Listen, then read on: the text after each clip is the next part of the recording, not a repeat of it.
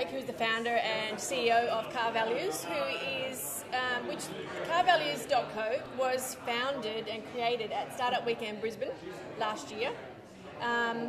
So that's a 54-hour event where ideas are pitched on the Friday night and they come up with something on the Sunday night. And Chris managed to get carvalues.co launched on the Sunday, and he managed to then take that idea into this sponsored entrepreneur program and flesh it out over the last 12 weeks with some team members. And then tonight he got to showcase it in a 5-minute pitch back to the sponsors, who are BOQ. So what did you think, firstly about the program, and two, what was the transition like taking an idea from Startup Weekend into a startup itself and working on it full time? Well, I wish I had some prep time to think of an answer for that one. First off, Bank of Queensland Sponsored Entrepreneur Program was really useful. I'd been through accelerators before and it was very similar to that. But yeah, the support we got from Bank of Queensland was great, and the support from River City Labs, including the mentors, was excellent. It was fantastic. It was the best part about being there, having a full-time desk and access to the mentors. And if you didn't do something like this program, would you have continued on with Car Values yourself? Yeah, I think we would have, but it probably would have been a lot less structured, which, to be honest, probably meant it would have failed. So having a program like this, I think, was absolutely perfect for a startup weekend team, especially because you already had some traction, you had some networks to move forward with it. Obviously, having an injection of capital would have helped a lot, but then that shifts the whole equation of what this is about. And for it was more about being able to validate further the idea and have some structure around the team. And I think that in itself brought the team a lot more together, made them realise that it's serious. We're not just doing this as a hobby. This is serious. And I think that was the biggest problem, I think, is actually finishing a startup weekend. How do you get everyone to buy into it? Yeah. And so even that was difficult. We had a team at Startup Weekend of 6 people. We ended up down to 3. We pulled in a couple of interns. We had a couple of others as well. So it's tough, but I think the Sponsored Entrepreneur Program was a great way to essentially target our efforts towards something.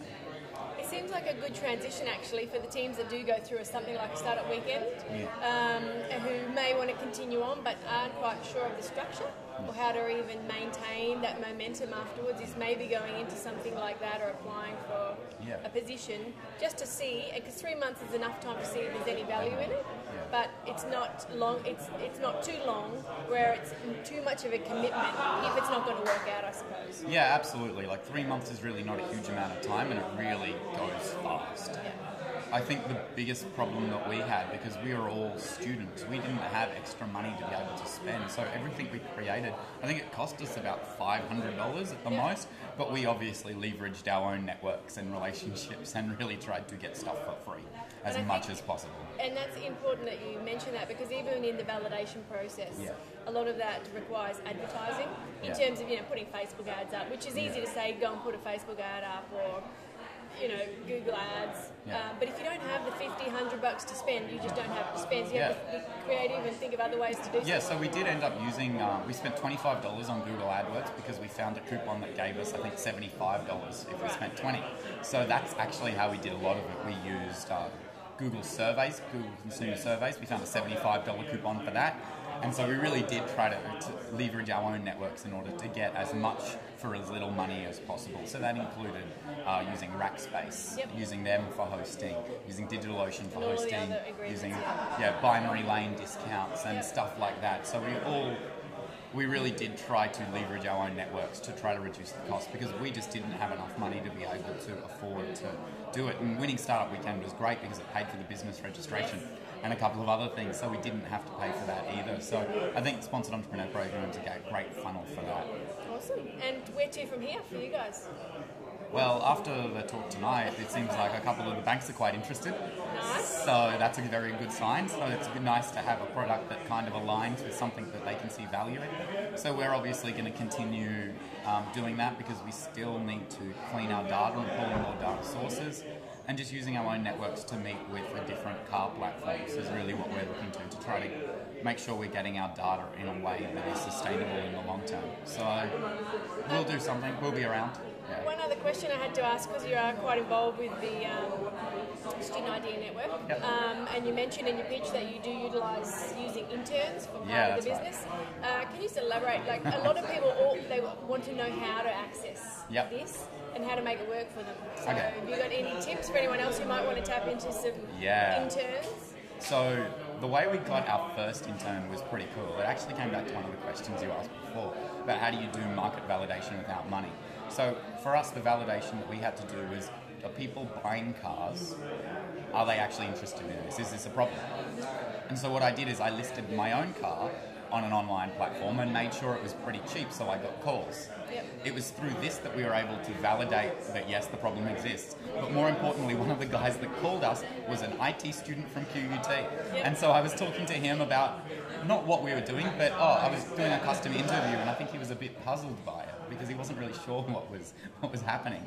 And I gave him the standard answer of, oh, listen, you can't inspect the car today, but in a few days you may be able to give me a call back. So a few days went by, he called me back, and he's like, listen, I'm still really interested in your car. And I'm like, why are you interested? And he's like, it's good value. Why is it good value? And I went through the whole thing again.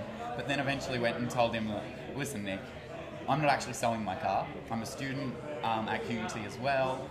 I'm an entrepreneur and I'm working on this. And before I'd even finished the sentence, he was like, oh, can I come and help? Can I come and help? Can I come and help? Amazing. And so that's essentially how we got that. And it was through a kind of combination of market validation and other stuff. So that was pretty funny. But how we got our other interns, it was really just by being connected into the student societies and just really using our own networks and relationships. There are students out there who are really willing Yeah, and there able is. with good skills to work on projects, isn't there? Yeah, that's right. But you need to keep in mind that they obviously have skills, but they're looking for something. So find out from them what they want. Some will be looking for money, and that's perfectly acceptable. Others will be looking to build their own network, and that's once again perfectly Or maybe acceptable. some references for their LinkedIn profile. References for LinkedIn, building their own network, cover letters, just helping them, really. Helping them move forward with their own careers. Fair enough, yeah. A couple of our interns speak with some of the mentors at RCL, and they didn't think they'd get that kind of access. Like, Fantastic. they were pretty thrilled when I mentioned to them that one of the projects they were working on, Steve Baxter was really interested in it, and they were just like, wow, they were just like, yes, and then they jumped into the work head on, and like, yes, we've got to do this. So you just need to, individuals will have different things that they want. So tips working with interns is, well, once of all, put it out there what you're looking for, Yep. what you need them to do, ask them what they need out of it, Yep. what they want recognition for, or who they need to be introduced to, what their reason behind wanting to help you out, and then also reaching out to some of the student networks. Absolutely, yeah. So Idea Network, QUT Code, UQ Computer Society, QUT Maths, there's a bunch of them. And we'll probably release a blog post to help people with that because a few people have asked already. Excellent. Thank you very much. Thank you very much, and thank you to River City Labs. You're very welcome.